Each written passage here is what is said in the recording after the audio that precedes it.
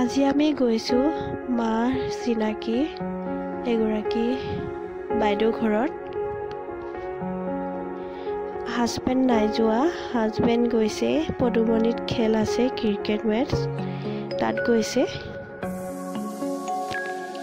একেবাৰে খবৰ নিদিয়াকৈয়ে গৈছোঁ। আগতে খুব লগ পোৱা হয়, মাৰ লগত আহে, ইমান ভাল লাগে। এতিয়া কিন্তু এবছৰ মানেই হৈ গ'ল, একো খবৰ খাতিয়ে নাই। আমি নিজে ওলাইছোঁহি।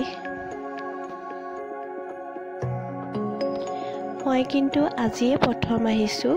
এয়া দোকানত কিবা কিবি লৈ লোৱা হ'ল। এয়া হ'ল আমাৰ ঘৰৰ ওচৰৰে শ্ৰীপুৰ বাগানৰ ষ্টাফ কোৱাৰ্টাৰ। ইয়াতে আছে বাইদেউগৰাকীৰ ঘৰ।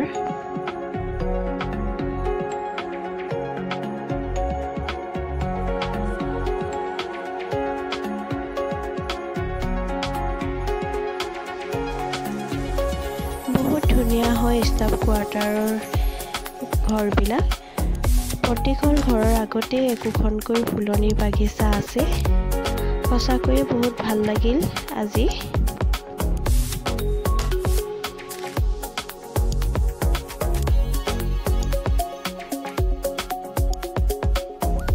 এয়া আমি পাই গ'লোহি সীমা বাইদেউ ঘৰত। বাইদেউগৰাকী বেমাৰ হৈ আছিলে, আহি গম পালোঁ ডিব্ৰুগড়ত দেখাই আছিলে। সেইখন বাইদেউগৰাকীৰ দোকান অলপ দেখাই দিলোঁ। এইগৰাকীয়ে বাইদেউগৰাকী।